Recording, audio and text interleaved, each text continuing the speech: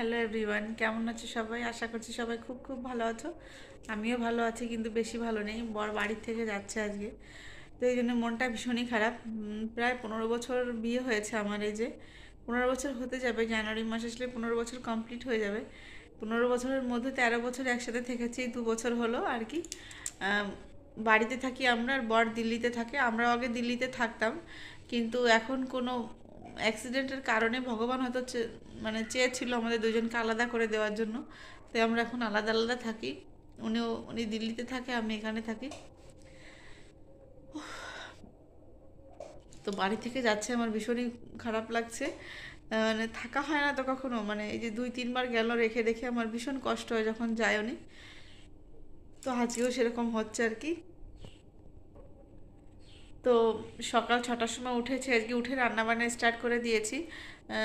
12টা কি 1টা নাগাদ বেরোবে হয়তো বাড়ি থেকে উনি। তো তার আগে যাওয়ার সময় না খেতে চায় না, তাই সকাল সকাল উঠে রান্নাবান্নাটা কমপ্লিট করে রাখলাম, যখন ইচ্ছে তখন খেয়ে নেবে এখানে। তো চলো তোমাদের দেখাচ্ছি কি কি রান্না করছি আজকে আমি। আর আমার ব্লগটি কেমন লাগে অবশ্যই তোমরা কমেন্ট করে জানিও। আর আমাকে একটু সাপোর্ট করো প্লিজ তোমরা। আমার 1K সাবস্ক্রাইবার্স হয়ে গেছে তোমাদের ভালোবাসায়। তো তোমাদের ভালোবাসা আমাকে আর একটু এগিয়ে নিয়ে যাও। তো চলো ভিডিওটা এখান থেকেই শুরু করছি। তো এই যে রান্নাঘরে ঢুকে গেছি, সবার প্রথমে মানে চিড়ে ভেজে রেখেছিলাম কালকে রাত্রেবেলা, তা একটু নরম নরম হয়ে গেছে, আর কুটোর মধ্যে ভরে রেখেছিলাম না, তাই আরেকটু গরম করে দিচ্ছি চিড়েটা। আর এদিকে হচ্ছে মাছের ঝোল রান্না করব। তো এই যে মাছ টাছ ভেজে রেখে দিয়েছিলাম রাত্রেবেলা। তো এই যে মশলাপাতি সব মিক্সারে নিয়ে নিয়েছি, এখন একটু গ্রাইন্ড করলে হয়ে যাবে।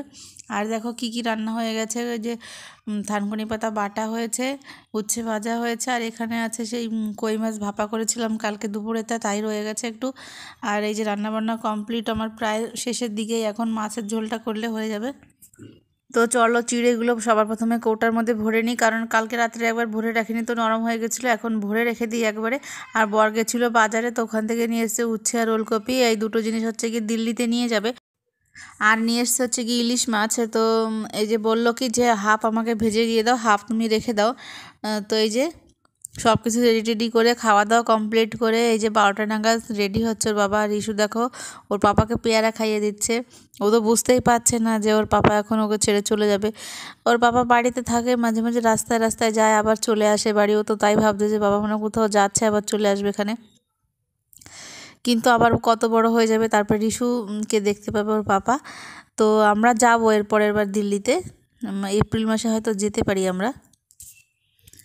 তো ভিডিও করতে করতে না কারেন্টই চলে গেছে। কারেন্ট গিয়ে বেশি সময় থাকে না, 2 মিনিট পরে আবার চলে আসে। তো এই যে রেডি টেডি করে দিয়েছে ওর বাবা। তো আসার সময় জানো তোমরা কী হালে আসছিল, দাদা মারা গেছিলো তখন ওর বাবা এরকমভাবে একটা ব্যাগ নিয়ে চলে আসছিলো, 2-3টে জামা প্যান্ট নিয়ে। তো ওইভাবেই যাচ্ছে। তো সবাই মিলে চলে আসছি, এই যে রাস্তায় যাবে। ও কবে আবার দেখতে পারবো। তো বাসের জন্য অপেক্ষা করছি, চাকদা হয়ে যাবে অন্য। তুমি তো এই বাস চলে আসছে অলরেডি।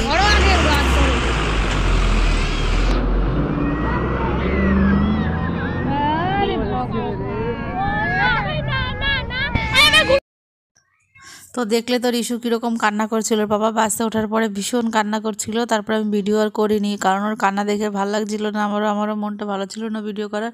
তো বাড়িতে এসে যে ভিডিও করছি, দেখো ও তো ভুলে গেছে ওর পাপা মনে আবার আসবে, ওর মনে হচ্ছে এটাই। তো এই যে খেলা করছে ঘরের মধ্যে বল নিয়ে ও। আর রূপেশ থাকলে না ও একটু মানে খুশি হয়, অতটা বাইরের কেউ দরকার পড়ে না ওর। এখনও তো ছোট, অতটা বেশি মনে হয় না যে মানে ঝামেলা করবে। বিকালবেলার দিকে একটু ছাদে নিয়ে আসছি। বাবা বলে গেছে বিকালবেলায় রোজ একটু ছেলেকে নিয়ে উপরে আসবে, ও খেলবে উপরে বসে। তা ছেলে যে এত দুষ্টুমি করে, তুমি এত দুষ্টুমি কেন করছো বাবা? আবার একটু পড়াশোনা করতো। তোমার লেগ কোথায়? ওই দেখো লেগ দেখাচ্ছে, দেখেছো? ও তোমার হ্যান্ড কই পাখি? তোমার হ্যান্ড কই? অদুষ্ট, তোমার হ্যান্ড কই দেখাও বাবা। এই যে হ্যান্ড। বেন্দি তুমি কি করছো এই যে হাতে? দুষ্টু এ দুষ্টুমি কেন করলে তাহলে?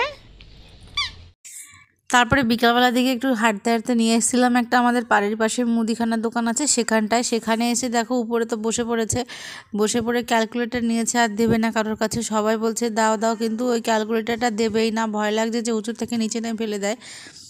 নিচে ফেলে দিলে ক্যালকুলেটরটা ভেঙে যাবে। তো সবাই বলছে দাও দাও, তা দেবেই না, ওর দুষ্টুমি করে যাচ্ছে ওটা নিয়ে।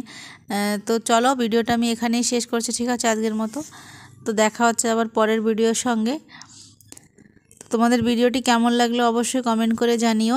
তো এই যে দোকানের মালিক, ওকে বলছি তুই রেখে দে একে তোর হেল্পারি করার জন্য, দেখ হেল্পারি করে দেয় নাকি, খুব সুন্দর হেল্পারি করে দেবে। তো বলছে না না, এরকম হেল্পারের দরকার নেই আমার, আমি এর হেল্পার রাখতে পারবো না। তো দেখা হচ্ছে চলো নেক্সট ভিডিওতে, ততক্ষণের জন্য টাটা। যাই না রিশু কি ঝামেলা করবে এখানে, আজকের বাবা নেই বাড়িতে, শুতে গিয়ে ভীষণ মানে কষ্ট পাবে এখানে আজকে।